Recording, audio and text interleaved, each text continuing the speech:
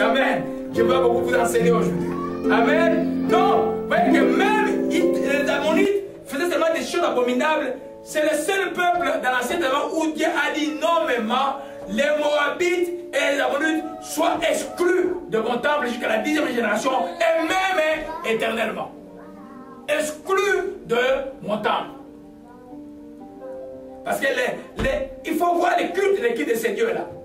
Vous voyez, quand vous priez à un Dieu, chaque fois que vous accouchez un enfant, les premiers enfants, on doit aller soit les brûler au feu, soit les sacrifier. Hein? Alléluia. Oh mon chimal. Allons un peu dans 2 Rois 3, parce que je parle beaucoup, je vais vous appuyer par beaucoup de textes. 2 Rois 3. Oh Shama, Shama est là, Shama est là. Shama est là, oh Mashika Barakaya. Gloire à Jésus-Christ. Célesté, Maotovoshike. Gloire à Jésus-Christ. Sois béni simplement. 2 Rois. Oh, l'Éternel est bon, que son nom soit béni. Gloire à Jésus-Christ. 2 Rois 4. J'explique les textes. La stèle qui a été faite, qui est l'archéologie qui est même sur l'internet là, c'est la tête du roi Mécha. C'est ce roi Mécha là, qui était le roi Moabite. Ok? Nous lisons juste verset 4, le roi Mécha, roi de Moab, possédait des troupeaux payés aux tribus, payés au roi d'Israël un tribut de 100 000 agneaux et de 100 000 béliers avec de la laine. Alors Akab, le roi de Moab, à la mort d'Akab plutôt, le roi de Moab s'est révolté contre Israël. Le roi Joram sortit dans la Samarie, il passa en revue, il s'est mis à marche, il fit dire à Josaphat, roi de Juda, le roi de Moab s'est révolté contre moi. Veux-tu venir avec moi attaquer Moab? Josaphat répondit, jurez, moi comme toi, mon peuple comme ton peuple, mes cheveux comme ton peuple. Comme plutôt tes cheveux et tes chevaux. Et il dit, par quel chemin monterons-nous? Joram dit, par les chemins du désert d'Édom. Le roi d'Israël, le roi de Juda, le roi d'Édom partit. Vous voyez un peu, Israël, Juda et Édom, c'est le cousin. Édom, c'est les enfants d'Isaïe qui habitaient sur la montagne d'Issaïe. Amen. Là, ils ont combattu un autre cousin qui, par ses abominations, est devenu ennemi de Dieu. Vous voyez un peu, il dit, il manquait de l'eau et pour l'armée, pour les bêtes qui la suivaient. L'histoire est que maintenant, quand ils étaient dans le désert, ils avaient besoin des prophètes. Alors le prophète Élisée est venu, il a prophétisé, il dit, il n'y aura ni vent ni pluie, à cette heure même demain, vous verrez que ces forces seront remplies. Il a demandé seulement au roi de faire, au peuple de faire des forces dans le désert.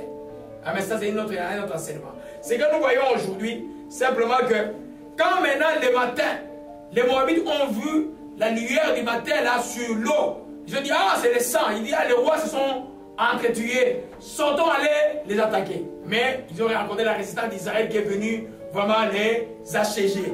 Et le roi Moab, vous voyez qu'il avait le dessous du combat. Quand on dit le dessous du combat, il perdait le combat.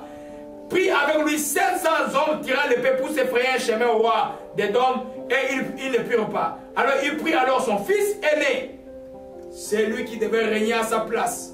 Il l'offrit à l'holocauste sur la muraille. Et une grande indignation s'appara d'Israël qui se noya de Moab retourna dans son pays. Son propre fils, quand on vient d'attaquer, tu prends son fils et son fils aîné, ça veut dire que tu les sacrifies sur la muraille aux yeux de tes ennemis. Israël ne pouvait pas supporter de voir qu'un roi, parce qu'Israël avait l'esprit de l'Éternel, ne pouvait pas voir une telle abomination. Oh, ils ont dit non. Qu'est-ce qu'on vient faire ici là? On retournait chez nous. Et lui alors il a fait une stèle de ce roi Mécha qui est dans les archéologues et trouvé qui est à la mission de Louvre, je crois. Et là où il a dit simplement, moi et Mécha et fils de Kemosh. Il s'est appelé fils de Kemosh.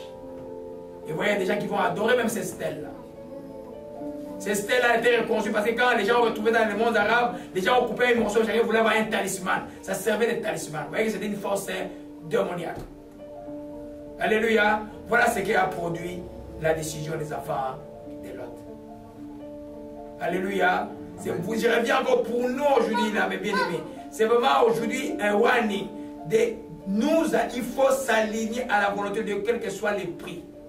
Ce qui est de Dieu, même si ça traîne, demain ça va apporter des fruits. Alléluia. Amen. Amen.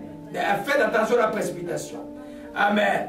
Oh, alléluia. Maintenant, pourquoi dans les 20 minutes qui restent, les enfants de Lot, avec les 2 vierges qui lui restaient, qui étaient vierges dans un pays aussi pervers que Sodome, c'est que c'est des enfants qui écoutaient. Comment sont-ils arrivés à cause de l'oppression à faire ce qu'ils ont fait? Ça, c'est la partie qui nous intéresse le plus aujourd'hui. Il n'est pas historique, elle est actuelle. Alléluia. Amen. Oh, Shimala Komoshika Malaka. Oh, Mashika Malaka Batosakaya. Oh, Mashika Maokoshima Malaka. Alléluia. Je vais commencer par... Je vous ai déjà parlé de la loi de la conscience, mais je vais juste revenir sur ça là. Ces filles-là vivaient où? À Sodome et Gomorrhe. Parce que Dieu avait détruit à cause de la méchanceté, à cause de la perversion et les choses abominables que ce peuple faisait. À l'époque, les maisons n'étaient pas fortifiées ici. Tu pouvais voir des fois ce que les voisins faisaient. Donc ces enfants-là ont grandi dans un environnement de perversion. Amen. Tu peux être à Montréal, tu peux être dans un environnement de perversion à Montréal. L'été, là, sortez dehors, c'est pervers. Ça veut dire que c'est pervers. Tu peux être à New York, tu es dans un environnement, tu peux être à Kinshasa, tu es dans un environnement pervers. Aujourd'hui, ça ne choisit plus. Amen. Moi, quand je suis allé en 2004, je croyais que les patrons seraient des femmes étaient ici. Je suis arrivé à Kinshasa, c'était encore plus grave. J'ai dit, oh, mais le monde est fini. Amen. Je reviens sur ça là. Les gens rient, je reviens sur ça comme tout le temps. Vous allez voir aujourd'hui ce que je vais vous démontrer aujourd'hui. On a parlé de la loi de la conscience. Pour ceux qui ne connaissent pas Dieu. Je disais hier que la loi de la conscience n'est pas une loi stable et solide. Parce qu'elle peut être grandement influencée par l'environnement. Je vais parler de ce qui t'entoure, des hommes qui t'entourent, des femmes qui t'entourent, la société qui t'entoure. Ta conscience, elle ne peut pas être aussi solide si tu continues à voir, à écouter les mêmes choses que qui sont pervers tout le temps. Alléluia. La Bible, c'est quoi la Bible dit dans 1 Corinthiens 15, verset 33, ne vous y trompez pas, les mauvaises compagnies corrompent le bonheur. Voyez un peu aujourd'hui là. Quand moi j'ai découvert dans les livres de l'église du Canada en 1994, j'avais fait un scandale à l'église où on était, que l'église du Canada planifiait de marier les homosexuels. On est en 1996. J'ai découvert ça comme ça fortuitement, Dieu m'a aidé à voir ça. J'ai fait un scandale, j'ai dit au pasteur, il faut qu'on sorte de cette église. Ce n'est pas une église et tout ça, c'est l'église protestante ici. Vous voyez un peu? Je peux voir à l'époque, la perversion de la vie n'était pas comme elle était aujourd'hui. Aujourd'hui, officiellement, même dans les plus grands pays du monde, on dit c'est légal. L'homme peut se marier à l'homme, la femme peut se marier à l'homme. La boîte est ouverte pour toute forme de perversion. Ne vous l'airez pas. Alors, si maintenant, toi, dans ta conscience, il y a des gens qui étaient il y a 10 ans qui disaient c'est mauvais, c'est mauvais. Au fur et à mesure que la perversion est devant Dieu, c'est mauvais, peut-être pas. Non, il faut le comprendre. J'ai dit que je n'enseignerai jamais aux enfants de dire la haine envers les hommes. Vous ne pouvez pas développer une haine envers les homosexuels. C'est déjà, il faut aimer prier pour eux. Mais l'esprit d'homosexualité, comme tout autre démon, il faut les haïr, il faut le combattre par la prière. Alors, si toi, dans ta conscience, tu dis, ah, j'ai un ami au boulot, il est comme ça. Ah, il est gentil, hein? Tu ne lui annonces pas l'évangile, tu ne peux pas pour lui. Tu vas demain échouer à ta fermeté et tu vas trouver ça normal. Ce n'est pas étonnant que demain cet esprit se retrouve en toi et dit, oh, comment ça s'est retrouvé en moi? Parce que c'est un démon. Vous voyez un peu? Je dis que la loi de la conscience n'est pas une loi stable. Les enfants de Lot étaient à Sodome. Ils avaient la conscience, ils sont restés bien, c'est qu'ils avaient, ils se préservaient. Mais devant la précarité, ce qu'ils voyaient d'abomination a permis à ceux qui commettent une abomination sans avoir un remords. Alléluia. Alléluia. Nous comprenons cette chose très importante que cet esprit nous a enseigné là. Amen. C'est très important. C'est pourquoi, comment dire, la conscience peut perdre sa fermeté au fur et à mesure qu'on est exposé au mal. Amen. Tu as eu dans un lieu où voler, c'est mauvais, c'est normal. Aujourd'hui, il y a les vols de cartes de crédit, c'est des gens qui sont intelligents. Ils trouvent ça un peu normal dans certains milieux. Et puis, et puis, ah non, c'est la dette coloniale. Il n'y a pas de dette coloniale, tu voles, tu vas aller en enfer. Et puis finalement, hein, tu te retrouves dans ces problèmes. Au fur et à mesure, comment tu fais quand j'écoute ce qui est mal? Quand j'écoute ce qui est mal, je dois les réprimer par la prière. Je dois fuir d'écouter cela. Ce que je vois, je ne dois pas l'accepter. Amen. Quand je vois que je dois dire au nom de Jésus-Christ, loin de mes yeux. Alléluia. Gloire à Jésus-Christ. Oh, Mashika Malakaya. Oh, Mashika Malabashika Malakaya. Alléluia. Donc, si tu ne fais pas attention, ta conscience, pour ceux qui ne sont pas nés de nouveau, c'est tout à fait normal. Vous voyez que les gens qui avaient une position hier ferme, et puis aujourd'hui tranquillement, parce que par les médias ils rabâchent, par les médias ils rabâchent, et puis ils trouvent ça demain que c'est normal. Au Congo, on parle des morts comme un effet divers. Pourquoi? Parce qu'on trouve dans la mort, on dit, oh, les journalistes, il n'a pas de tristesse là. Aujourd'hui, dans la région du Nord Kivu, il y a eu deux morts. Il dit, il y a eu deux morts. Il n'y a aucun remords parce que la mort, on est tellement exposé à la mort qu'on trouve la mort comme un fait divers. C'est comme ça que Satan a fait. Satan est maître pour pouvoir aveugler par l'exposition de ce que tu vois. C'est pas l'enfant de Dieu, quand tu vois des choses qui ne sont pas correctes, tu les rejettes par la prière, pas par la force, pas par les combats de toujours spirituels. Tu ne l'acceptes pas dans ta conscience. Tu les rejettes au nom de Jésus-Christ de Nazareth. Amen. C'est comme ça que tu garderas ta conscience réveillée. Sinon, il va aussi se mousser au fur et à mesure. Ah, non, il faut comprendre. C'est pas grave. C'est pas grave. Non, c'est pas grave. Voyez un peu. J'ai pris des exemples de l'homosexualité. J'ai pris la mort au Congo. C'est devenu comme un fait divers. C'est vrai que maintenant, l'esprit, vous voyez, on entend des couloirs, c'est les gens avec des couteaux qui vont tuer les gens innocents comme ça. Là. C'est un esprit. Amen. C'est l'église qui dort. C'est l'église qui doit résister à cet esprit, briser cet esprit par la prière. N'acceptez jamais ce que Dieu n'accepte pas, sinon un jour cela va entrer en toi. Alléluia. Amen. Paul avait raison de dire que les mauvaises compagnies corrompent les bonnes messages. Alors on va mettre dans 2 Pierre 3. On va aller conclure. Oh Mashika Malakaya. 2 Pierre 3. Donc les avoirs de l'autre, ce qu'ils voyaient a influencé quelque part leur comportement. Quoique c'était des enfants qui n'étaient pas mauvais. Alléluia. Oh Shimalakaya. Oh Mashika Mandakaya. Oh Shimalabatasakaya. Je vais revenir sur ça en détail encore pour voir en détail. Alors on met dans 2 Pierre 3. 2 Pierre 3, verset 17. Oh, gloire à Jésus-Christ. Amen. Amen. Voyez donc, bien-aimés, qui est averti. Qui est averti, vous les chrétiens. Mettez-vous sur vos gardes de peuple entraînés par l'égarement des impies. Impies, païens, non-croyants, c'est que vous avez tout dans le monde. De peur entraînés par l'égarement des impies, vous deveniez à déchoir votre fermeté. Alléluia.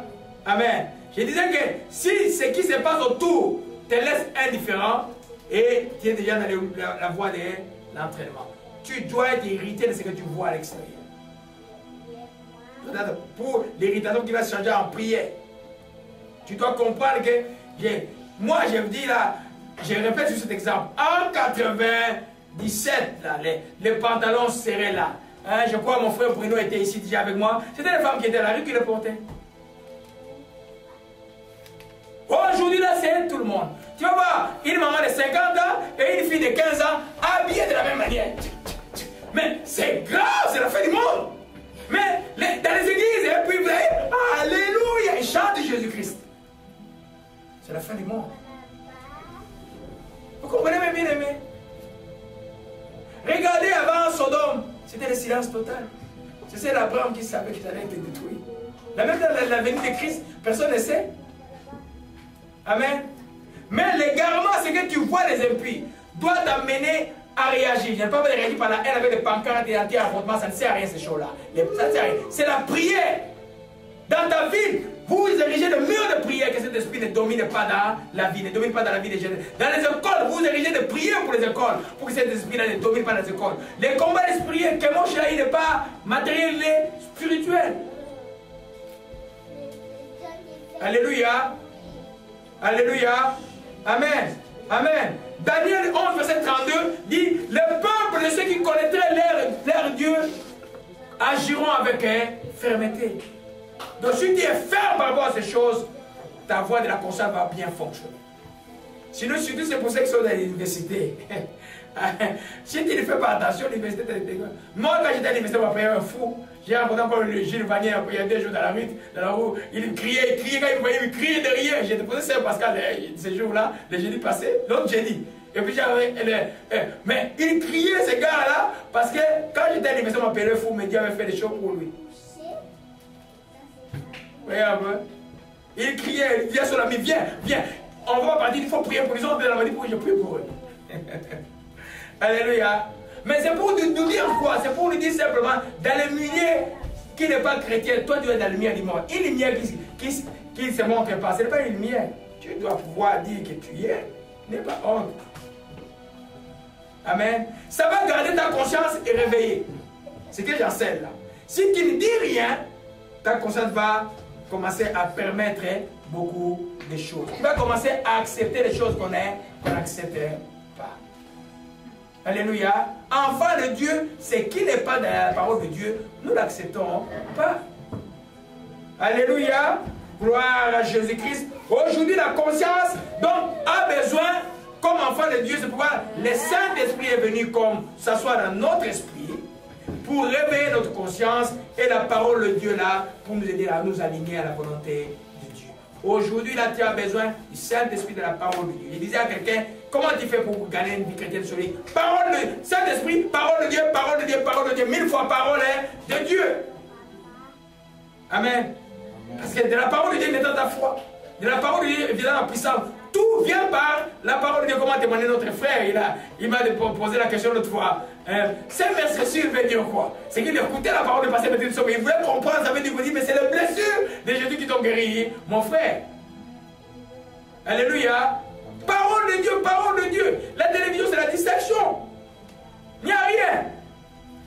On va répéter un jour, Mandela est malade, mais nous, Mandela, quand on est malade, nous on prie. Vous dites quoi? Peut-être qu'il va mourir. Mais ça, c'est pas mon affaire. Nous, on prie.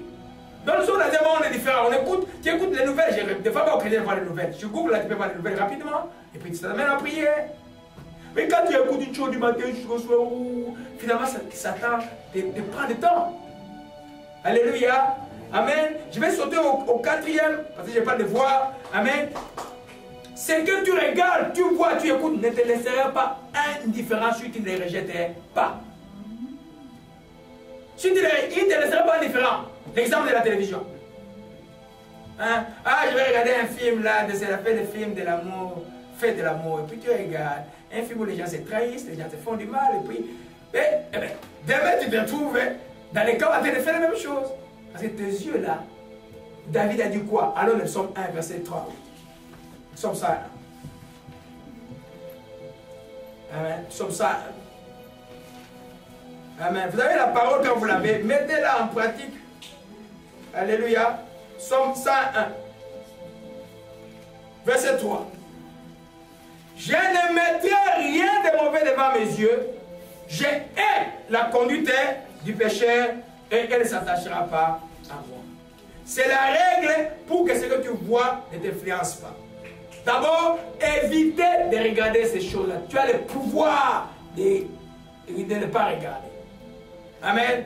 Aujourd'hui, là, tout le monde est pervers dans la rue. Tu as un homme qui marche, il va te dire, regarde. Tu dis, au nom de Jésus-Christ, je ne regarde pas ça. C'est la poubelle.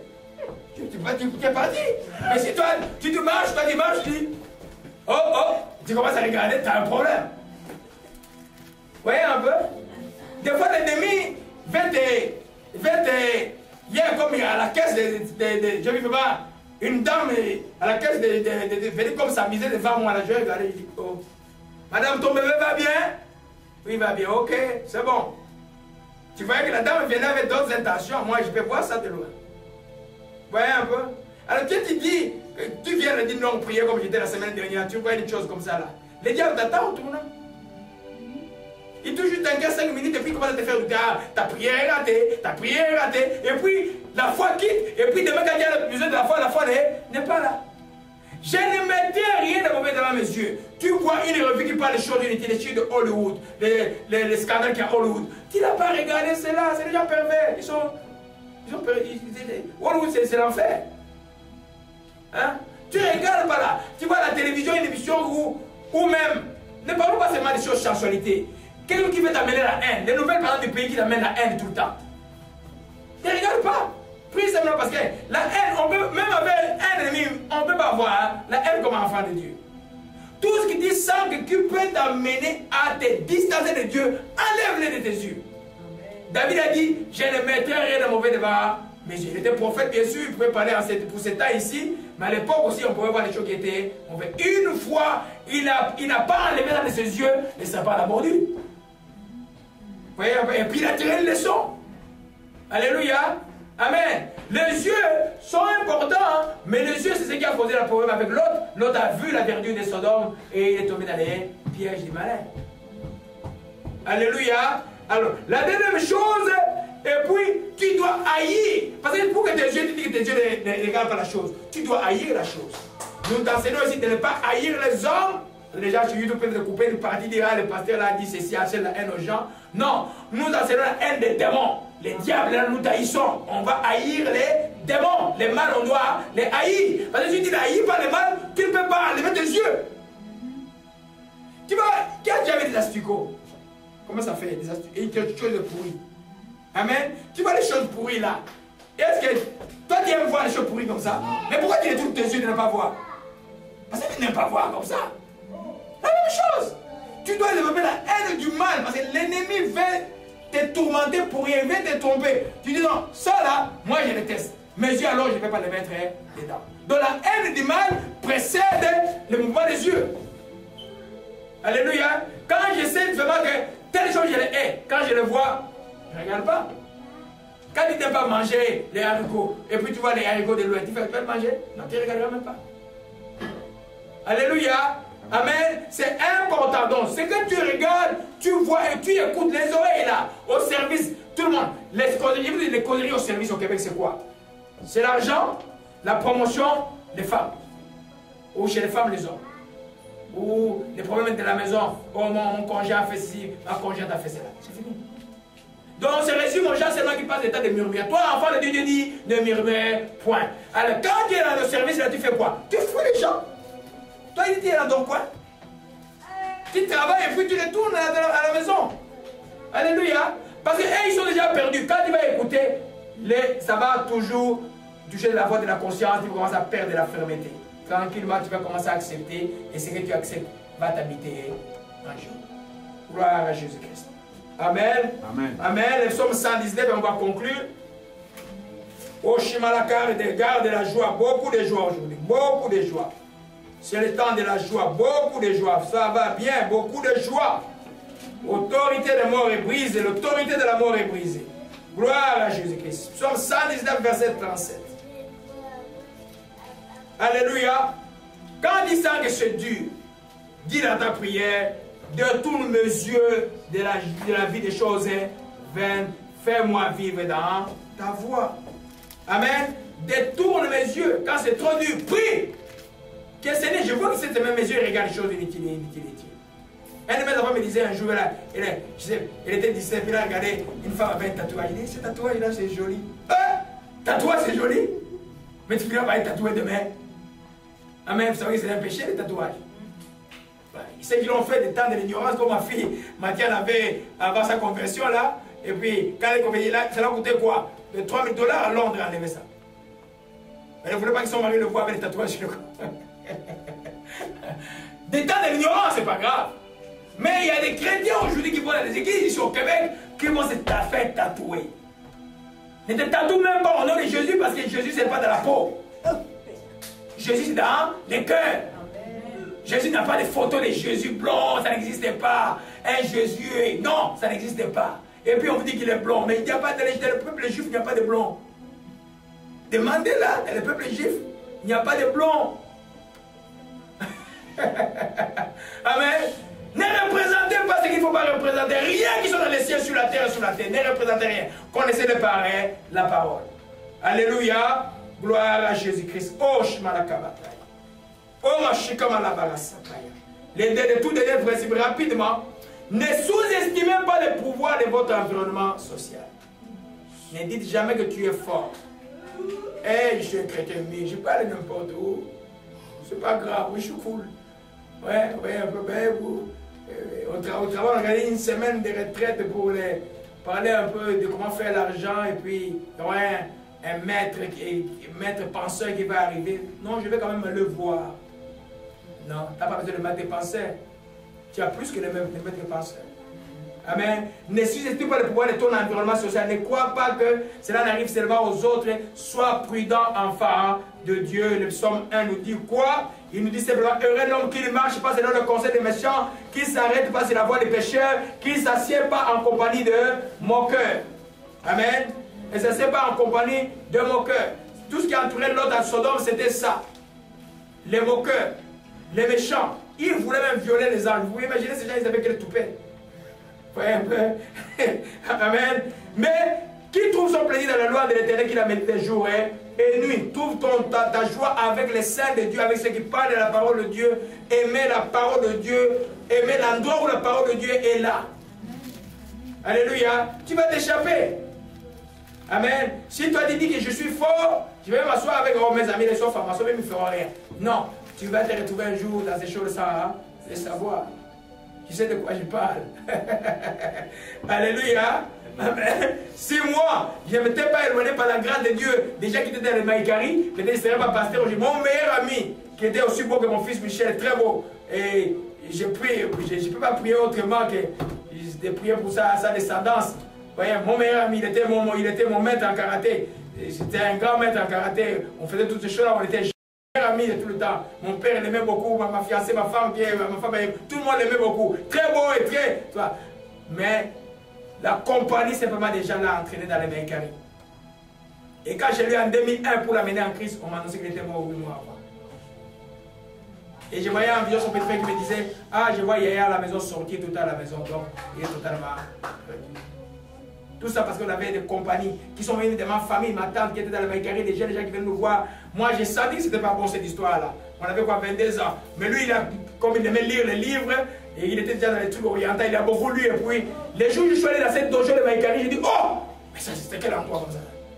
C'est le magicien là. Je suis parti, lui, il est resté là. Vous voyez un peu? Donc, pour vous dire simplement, ne dis pas simplement tout ça. Quand on dit aujourd'hui, femme habillez-vous correctement, ce n'est pas pour que le pasteur soit plaît. Non, le pasteur s'en fout là. Mais pour que vous soyez bien. Je vous ai dit qu'un magicien n'a pas besoin de demander ta permission pour te visiter la nuit. Tu t'es habillé mal. Nous sommes dans un monde très pervers aujourd'hui là. Amen. Et quand tu es occasionné pour un petit, vaut mieux pour toi que tu ne sais pas, la Bible dit, parce que c'est que tu mérites de te mettre une pierre ici qu'on te jette dans la mer. Est-ce que c'est le pasteur qui dit cela? Non, c'est Dieu. Amen. Donc habillez-vous correctement. Sinon, vous allez s'habiller correctement. Alléluia. C'est pour votre bien. Les enfants de l'homme croyaient bien faire, mais ils ont fait une abomination grave. Toi, tu crois bien faire, mais Dieu là, on ne combat pas avec lui. Alléluia. Amen. Je reviens à voir Corinthiens 15, on va le lire. J'ai beaucoup cité ça, on va le lire normalement et puis on va conclure. Alléluia. Gloire à Jésus-Christ. Amen.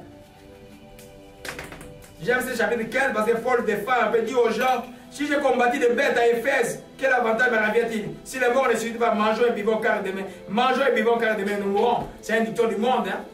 Il dit, c'est quoi que ça vient de... C'est dans la Bible. Mangeons et mourrons car demain. Hein? Mangeons et buvons car demain nous mourrons. Mais au verset 32, il dit, ne vous y trompez pas, les mauvaises compagnies corrompent le bonheur. Merci. Revenez à vous-même qu'il est combattu. Ne péchez pas car quelques-uns ne connaissent pas Dieu, je le dis à votre ordre. Ne vous y trompez pas. C'est-à-dire que ne dites pas que je suis fort. Ne dites pas que je peux échapper à cela. Éloigne-toi de ce qui est impur. Éloigne-toi de ceux qui ne sont pas bien. Éloigne-toi de l'entourage qui veut te tromper. Éloigne-toi. Alléluia. Gloire à Jésus-Christ. Que son nom soit béni. Alléluia. Amen. Le dernier principe que nous voyons rapidement. Les esprits qui dominent dans ton environnement social t'influenceront si tu n'es pas solide. Amen. J'ai parlé d'un principe que j'ai divisé en 3 sous-principes. Voyez un peu, les démons qui dominent à Montréal, c'est les démons qui vont envoyer les églises de Montréal. Exemple biblique, les livres de Corinthe. Ça voyez l'histoire des livres, la vie de Corinthe, c'est une ville commerciale où la perversion, les statues de Diane et pour l'impudicité étaient là et l'esprit d'impudicité était entré à l'église. Donc les chrétiens doivent être vigilants.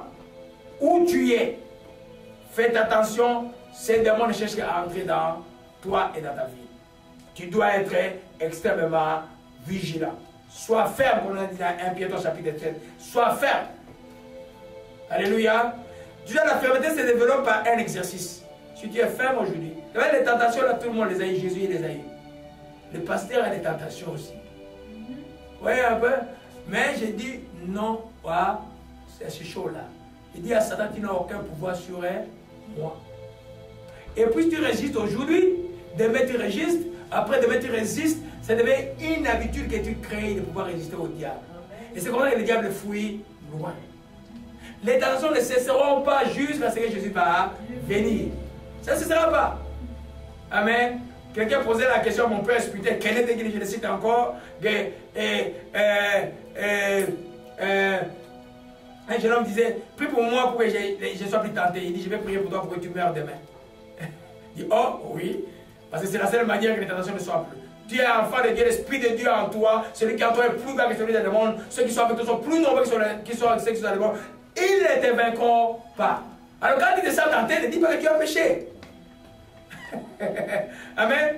Quand il pensait de traverse, ce n'est pas un péché, c'est une pensée. Tu l'as rendu captif à l'obéissance de Christ. Quand tu l'acceptes et que ça te pose, ça te conduit, là tu commences à pécher en pensée et puis tu vas commettre l'acte après. Alléluia. Amen. Donc faisons attention comme à Montréal, même pour les jeunes gens, les crimes, tout ça. C'est des choses où nous devons être vigilants comme église. Ne soyez pas étonnés de voir quelqu'un, aujourd'hui des enfants mettre des couteaux à d'autres facilement. C'était l'esprit de méchanceté. Amen. Amen. Alors, ne dites pas que non, moi, ma famille est protégée. Tu dois prier pour qu'elle soit protégée. Parce que les esprits qui sont dehors, c'est ceux qui vont embêter ceux qui sont protégés par Dieu. Alléluia. Amen. C'est ce qui a fait que les enfants de l'autre, la méchanceté qui était là-bas, les suivaient, cherchaient un moyen de se perdurer dans leur descendance. Toute la méchanceté de Sodome s'est retrouvée dans leur descendance. On a trouvé ça dans Kemosh. Vous voyez, quand le prophète Sophonie prophétise, il dit Moab sera détruit. Et Moab sera aplani. Et comme le prophète dit, comme Sodome et Gomorrhe a été détruit. Alléluia. Le prophète, dans le chapitre 2 de Sophonie le déclare. Amen. Simplement, les enfants de l'autre n'ont pas fait attention. C'est qui les entourés est venu entrer dans leur descendance. Gloire à Jésus-Christ. Nous allons conclure, je vois trop sérieux aujourd'hui. Amen. Amen. J'aime parler du taxisme spirituel à la fois parce qu'il connaît le principe du taxisme spirituel.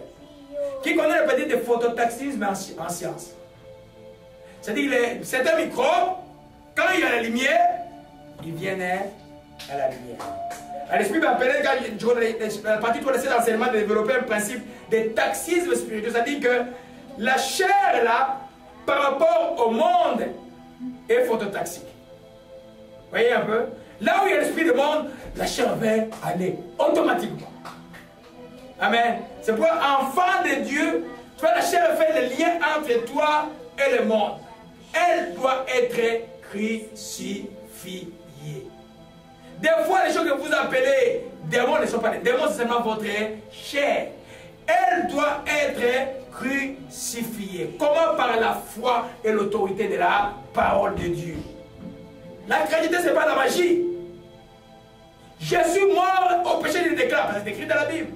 Ceux qui sont en Jésus-Christ ont crucifié la chair et ses passions. Cette passion que je sens en moi n'est pas de Dieu, je la déclare crucifiée à la croix du Calvaire.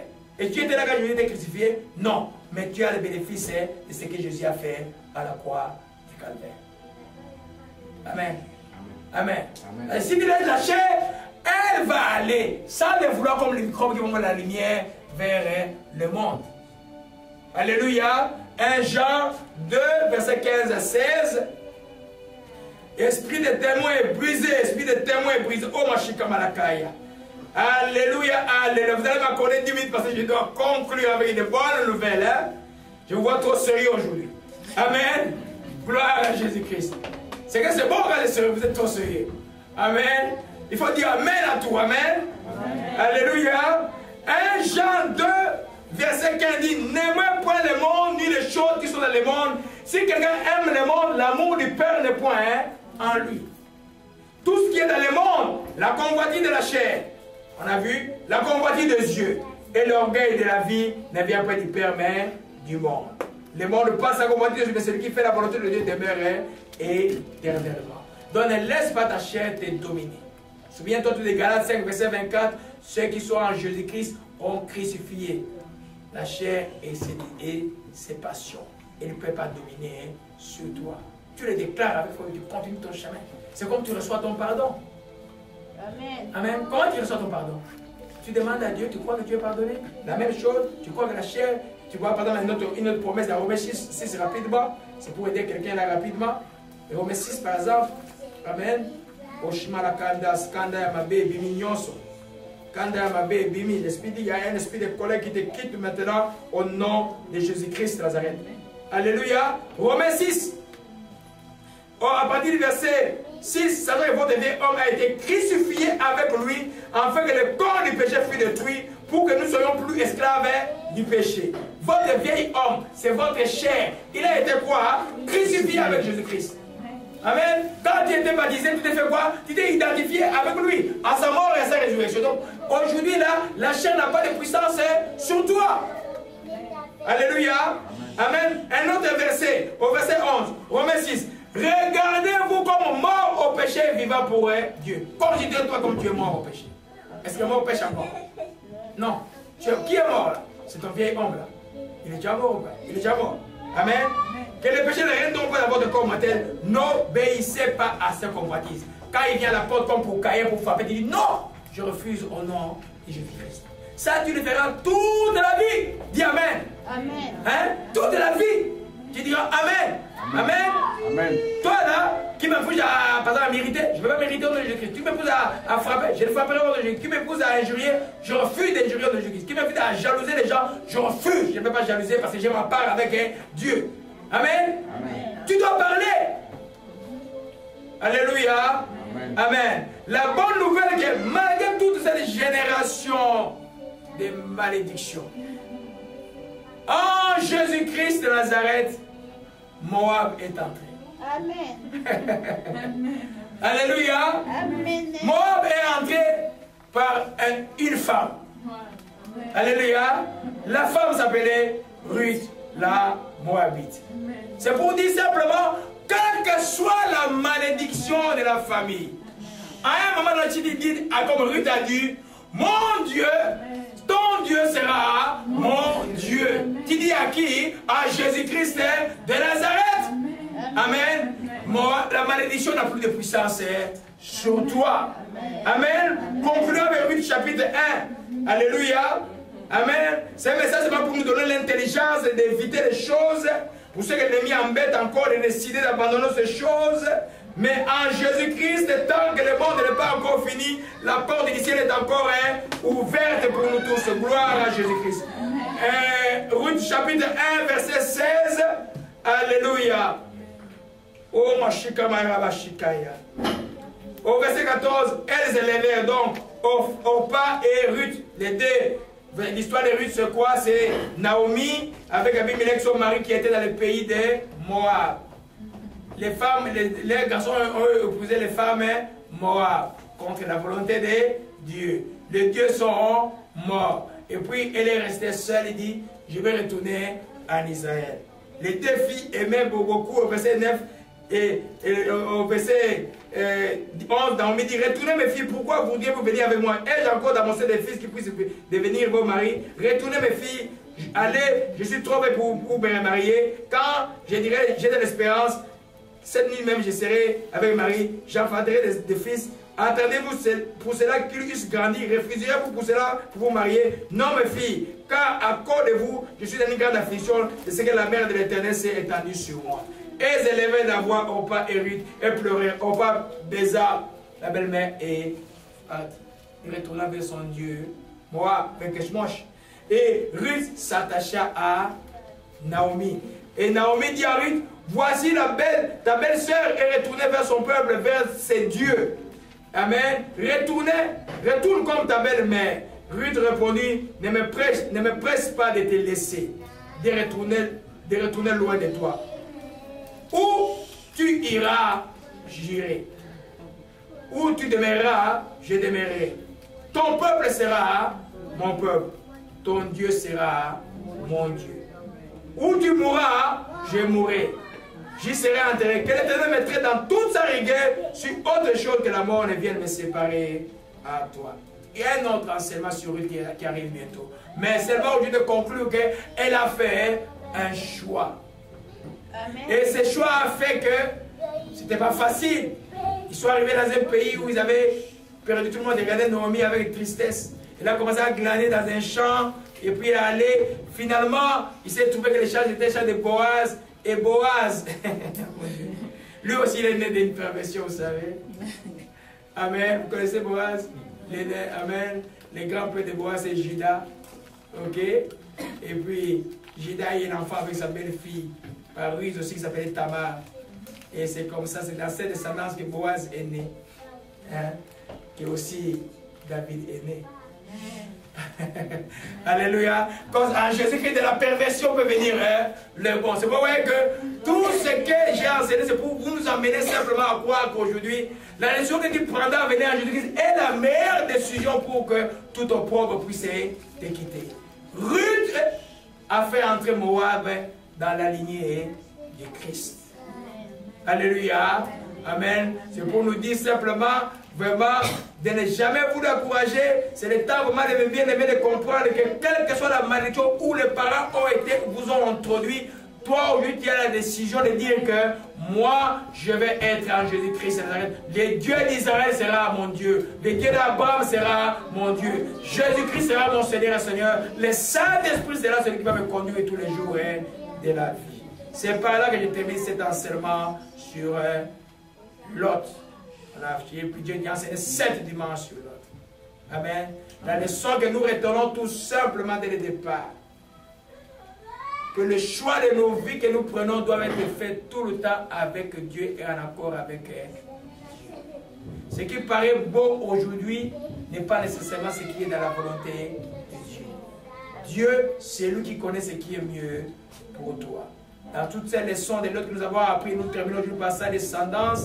Nous concluons, quel que soit le mal que nous avons reçu, les erreurs que nous avons commises. J'ai conclu avec cette parole d'Ésaïe qui dit que sur le chemin que Dieu a tracé pour nous, nul insensé ne se perdra.